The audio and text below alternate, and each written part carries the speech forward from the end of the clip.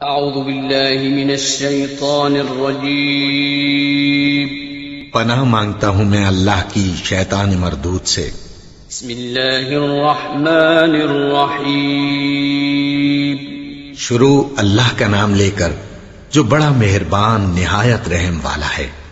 اعوذ باللہ من الشیطان الرجیم بسم اللہ الرحمن الرحیم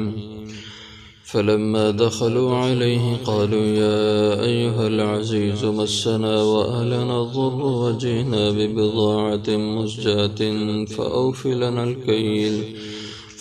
لنا الكيل وتصدق علينا إن الله يجزي المتصدقين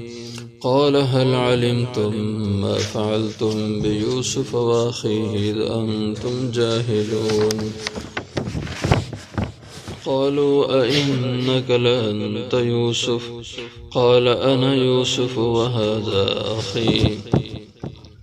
قد من الله علينا إنه من يتق ويصبر فإن الله لا يضيع أجر المحسنين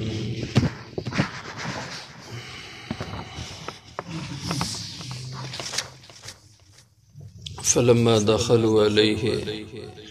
پھر جب وہ داخل ہوئے اس پر قالو کہنے لگے یا ایھا العزیز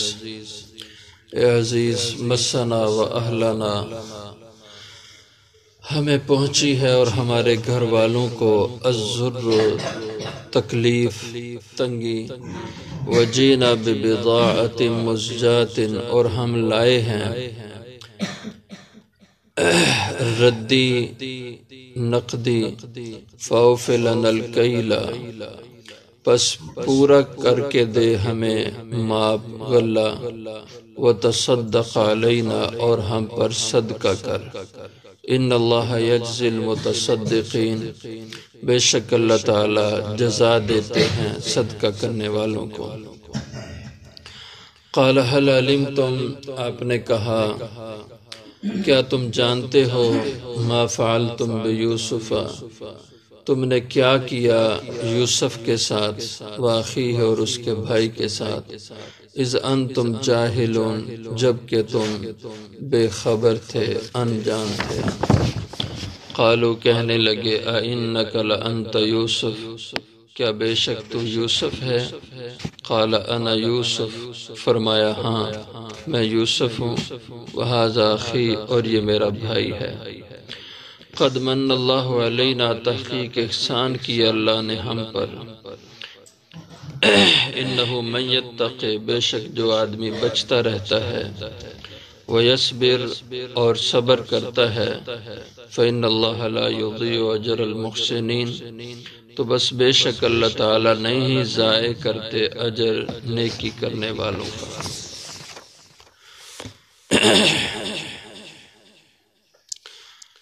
حضرت یعقوب علیہ السلام نے بیٹوں سے کہا کہ یا بنی اذهبوا فتحسسوا من یوسف آپ نے کچھ قرائن سے یہ اندازہ کیا کہ یوسف زندہ ہیں اور جیسے اس سے پہلے کل یہ بیان ہوا تھا خواب آپ کو آیا یا اسرائیل سے ملاقات ہوئی اس سے آپ کو ذرا حوصلہ ملا کہ یوسف ابھی زندہ ہیں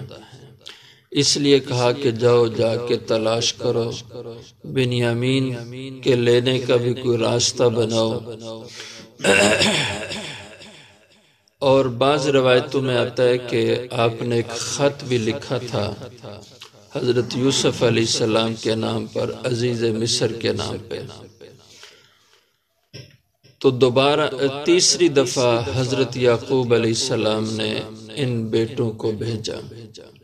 پہلے 2 دفعہ ہوئے تھے اب تیسری دفعہ آپ نے ان کو پھر بھیجا اور کہا فتحسسوا من یوسف جاؤ جا کے یوسف کو تلاش کرو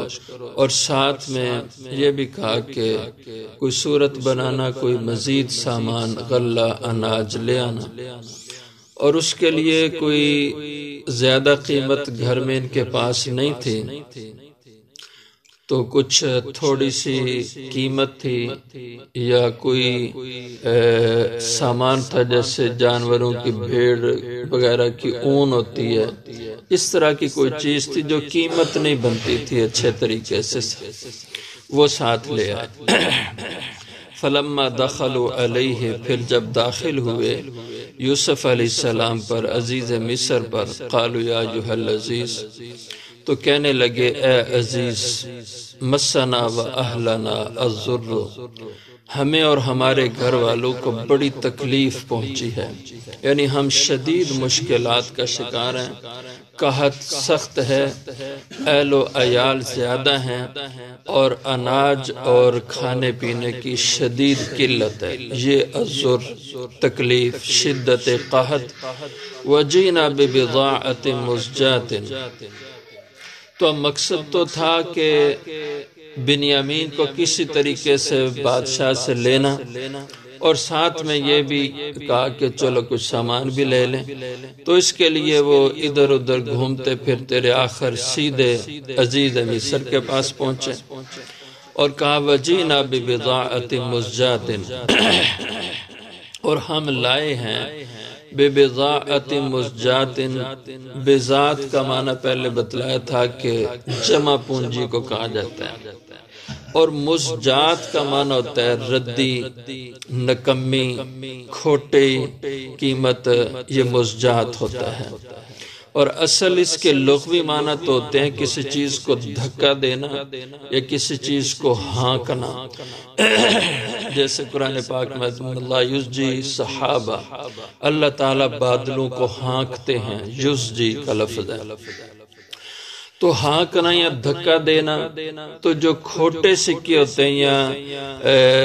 نکارہ کرنسی ہوتی ہے تو اس کو بھی کوئی آدمی نہیں لیتا، ہر ایک اس کو دھکا مارتا ہے، اس کو پھینکتا ہے، ایسی کیفیت اس کے۔ تو وجینا ببضاعۃ مزجات، ہم نکمی اور ردی کرنسی لے کے آئے ہیں، ایک معنی اس کے یہ ہیں، اور یہ حضرت ابن عباس رضی اللہ عنہ کے معنی ہے کہ مزجات کے معنی ہے ردی اور نکمی، اور دوسرے معنی حضرت اکرمہ رحم اللہ کے ہیں، وہ فرماتے ہیں مزجات کے معنی کہ تھوڑی سی قیمت، یعنی اگر 100 روپے کا وہ اناج ملتا تھا تو ان کے پاس 10 روپے تھے، تو اب ظاہر ہے کہ 100 کی چیز ہو تو آپ 10 روپے دیں کہ یہ مجھے 10 کی دے دو 100 والی، تو یہ نکمی قیمت ہے، یہ تو کوئی قیمت نہیں ہے اس کی۔ تو آپ فرماتے ہیں تو مزجات کے معنی ہے بہت تھوڑی سی قیمت لے کے آئے تھے، ان کے پاس کوئی زیادہ تھا ہی نہیں، تو کہنے لگے کہ بضاعت مزجات، ہم بہت معمولی سا معاوضہ سامان لے کے آئے ہیں، اور وہ تھوڑی سی چیز یا نکمی یا ردی شے کیا تھی؟ تو بعض نے تو یہی کہا کہ وہ سکے تھے پرانے کھوٹے جو اب چلتے نہیں تھے، یا کہتے ہیں چونکہ اس وقت جو اناج دے رہے تھے عزیز مصر تو اس پہ تصویر بنی تھی یوسف علیہ السلام کی، اب یہ جو سکے لے کے آئے تھے ان پہ تصویر نہیں تھی، یعنی ردی تھے، کھوٹے تھے، اور یہاں مصر میں چل ہی نہیں سکتے تھے، اور یہ لے کے آگے کہ اس کے عوض میں ہمیں غلہ دو۔ یا تھوڑی سی چیز سے مراد یہ ہے کہ یہ چونکہ دیہاتی لوگ تھے اور مال مویشی کا کام کرتے تھے، اس لیے انہوں نے جانوروں کی جو اون ہوتی ہے مال مویشی والے لوگ اتارتے ہیں موسم پہ اور اس کو سنبھالتے ہیں، تو وہ اون لے کے یہاں پہ آئے تھے۔ مختلف باتیں حضرات اہل علم نے لکھی ہیں، تو بہرحال جو کچھ بھی لائے تھے وہ جو چاہتے تھے اناج وہ اس کی قیمت بنتی نہیں تھی، اس لیے کہا فَأَوْفِ لَنَا الْكَيْلَ، ہم قیمت تھوڑی دے رہے ہیں آپ کو، یا ہم آپ کو ردی کرنسی دے رہے ہیں لیکن آپ مہربانی کریں فَأَوْفِ لَنَا الْكَيْلَ، ہمیں اس کے عوض میں اناج پورا پورا دے دیں، یعنی جتنا پہلے آپ دیتے تھے اناج اب بھی ہمیں اسی طرح پورا اناج دینا، قیمت تھوڑی اناج پورا ہمیں دینا، اور یہ جو پورا دینا وَتَصَدَّقْ عَلَيْنَا، یہ ہم پہ صدقہ کر دینا، کہ اب ہم صدقے کے حقدار ہیں، تو ایک اس کے مفہوم یہ ہیں، اور دوسرے مفہوم یہ ہیں کہ وَتَصَدَّقَ عَلَيْنَا أَوْفِ لَنَا الْكَيْلَ، اناج تو ہمیں پورا پورا دینا، ہماری قیمت کو نہ دیکھنا، اور وَتَصَدَّقَ عَلَيْنَا، اور ہم پر مہربانی کرنا، صدقہ کرنا، کیونکہ صدقہ کا لغوی معنی ہوتا ہے کہ کسی پر ایسی مہربانی کرنا جس کے عوض میں آپ رضا الہی کے طالب ہوں اور ثواب کے طالب ہوں، اس عمل کو صدقہ کہا جاتا ہے۔ تو آپ ہم پہ صدقہ کریں، یعنی بنیامین کو ہمیں واپس کر دیں، تو تصدق علینا سے مراد بنیامین کی واپسی ہے۔ بہرحال زیادہ حضرات نے یہی معنی کیے کہ آپ ہم پر صدقہ کریں کہ ہم بہت مجبور ہو گئے ہیں۔ تو اب دیکھیں یہ انسان پہ اللہ کی ذات کی طرف سے حالات آتے ہیں۔ ایک وقت وہ تھا جب یوسف علیہ السلام چھوٹے تھے اور یہ بھائی ان کو کنویں میں ڈالنے والے تھے اور ان کی قمیص اتاری اور یہ ہاتھ باندھ کے معافی مانگ رہے تھے، اور یہ حضرت یوسف کی بات ماننے کو تیار نہیں تھے، ان کو دھکے دیتے، تھپڑ مارتے تھے۔ تو وہ وقت جب یوسف کی بے بسی تھی اور ان کی طاقت تھی، تو آج اللہ نے کیسے دن بدلے، تلک الایام نداولها بین الناس، قرآن کریم میں اللہ فرماتے ہیں ہم یوں ہی دنوں کو بدلتے ہیں لوگوں میں۔ تو آج یہ یوسف کے سامنے بے بس کھڑے ہیں اور یوسف اقتدار اور طاقت میں ہیں، اس لیے کہنے لگے وَتَصَدَّقْ عَلَيْنَا۔ تو بعض تفسیروں میں آیا کہ جب یہ انہوں نے کہا نا کہ فَأَوْفِ لَنَا الْكَيْلَ وَتَصَدَّقْ عَلَيْنَا، ہم قیمت کچھ نہیں لائے لیکن آپ مہربانی کریں، سامان پورا ہمیں دے دیں اور ہم پر صدقہ کریں، تو یوسف علیہ السلام سے ضبط نہ رہ سکا اور آپ رو پڑے اس پہ کہ یہ میرے خاندان کا حال بنا اور میرے بھائیوں کا، میرے والد کا، میرے گھرانے کی یہ صورت بن گئی کہ اتنی عظیم فیملی، اور آج آ کے عزیز مصر کے سامنے صدقے کا مطالبہ کر رہے ہیں کہ صدقہ دے دو۔ ان اللہ یجزی المتصدقین، بے شک اللہ تعالی جزا دیتے ہیں، اچھا بدلہ دیتے ہیں صدقہ کرنے والوں کو۔ تو صدقہ کی اپنی جگہ بڑی فضیلت ہے۔ حضور صلی اللہ علیہ وسلم نے فرمایا کہ صدقہ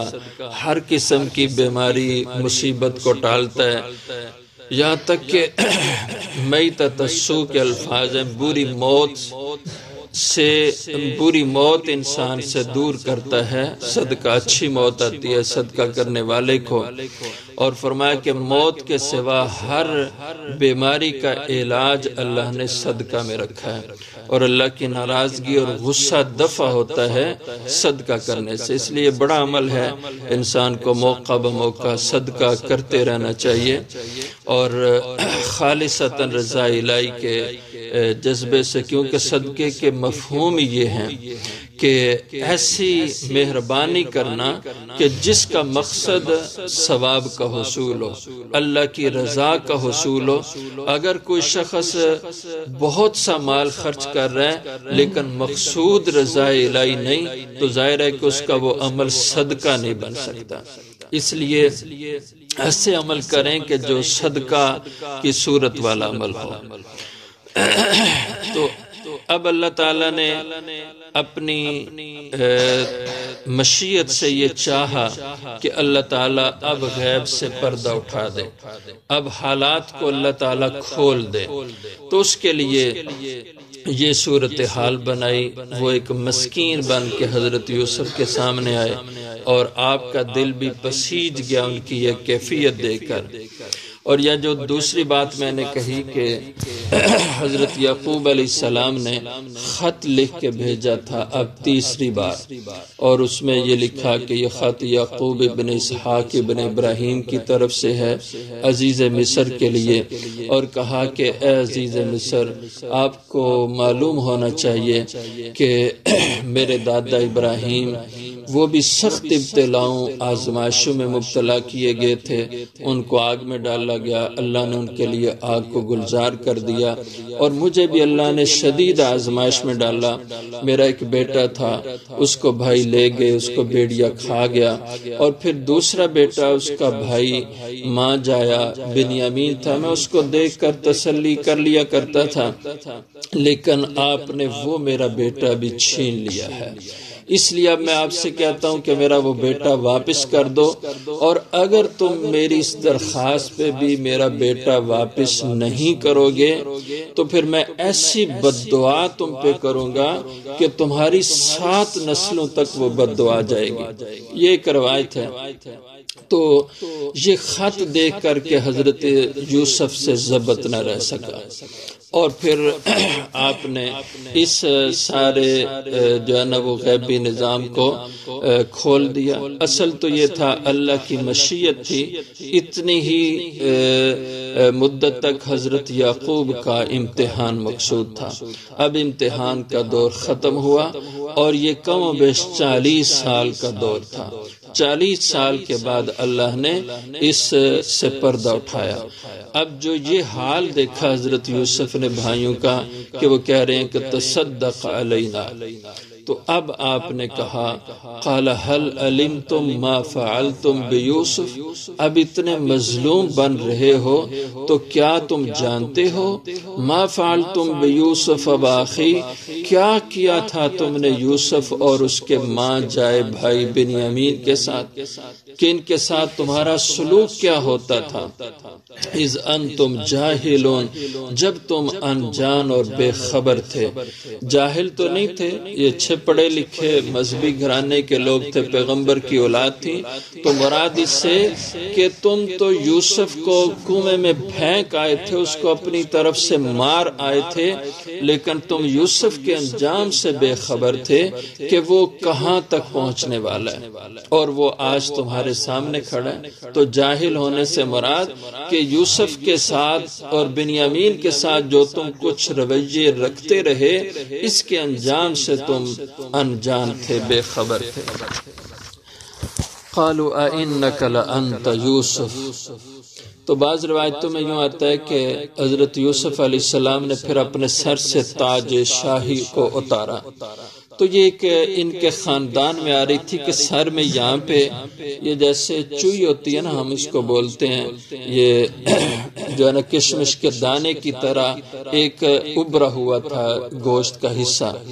یہ حضرت یوسف کے سر میں بھی تھا، حضرت یعقوب کے سر میں بھی تھا، حضرت اسحاق کے سر میں بھی تھا، حضرت ابراہیم علیہ السلام کے سر میں بھی تھا۔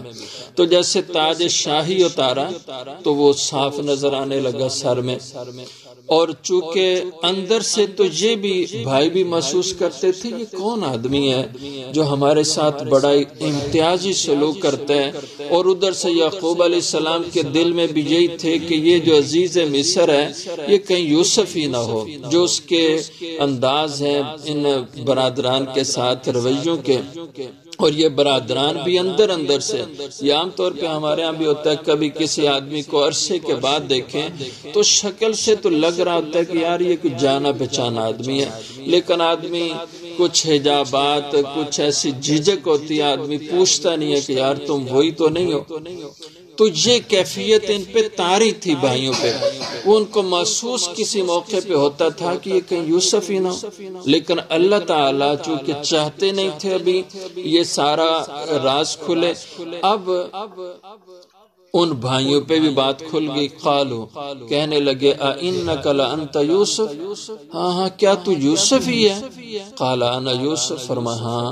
میں یوسف ہوں، وہذا اخی، اور یہ میرا بھائی بنیامین، ماں جایا میرا بھائی ہے، کیونکہ یوسف علیہ السلام اور بنیامین ان دونوں کی ماں الگ تھی، اور دوسرے بھائی جو تھے وہ الگ الگ ماں سے تھے، اس لحاظ سے کہا کہ ھذا اخی، یہ میرا ماں جایا بھائی ہے بنیامین جو میں نے اپنے پاس رکھا۔ قد من اللہ علینا، تحقیق احسان کی اللہ نے ہم پہ، کہ اللہ تعالیٰ نے ہم کو ملا دیا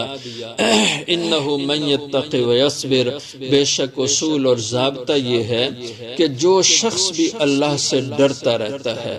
اور اللہ کی نافرمانی سے بچتا رہتا ہے، گناہوں سے بچتا رہتا ہے، ویصبر اور آنے والے حالات پہ صبر کرتا رہتا ہے، فإن اللہ لا یضیع اجر المحسنین، تو بے شک اللہ تعالیٰ ایسے مخلصین اور نیکوکار لوگوں کے اجر کو ضائع نہیں کرتے۔ جو گناہوں سے بچنے کا عمل ہے اور جو مصائب مشکل حالات پہ صبر کا عمل ہے، اللہ ایسے محسنین کا اس کا عوض اور اس کا اجر اور ثواب ضائع نہیں کرتے۔ یہ ایک ضابطہ ہے اللہ تعالیٰ کا کہ جب بھی انسان ہمیشہ زندگی میں گناہوں کی زندگی سے اپنے آپ کو بچاتا ہے اور صبر کے ساتھ زندگی گزارتا ہے تو اللہ اس کو خوب نوازتے ہیں، جیسے اللہ تعالیٰ نے حضرت یوسف کو نوازا کہ وہ گناہ سے بھی بچے، جبکہ گناہ کا پورا ماحول تھا، انہوں نے اپنے آپ پہ ضبط کیا، گناہ سے بچایا، اور مشکل سے مشکل حالات آئے تو ان پہ صبر کیا، تو اللہ نے ان کو پھر خوب عزت سے بھی نوازا، دنیا سے بھی اور آخرت سے بھی ان کو پورا نوازا۔ اس کو فرمایا کہ اللہ محسنین کا پھر اجر ضائع نہیں ہونے دیتے۔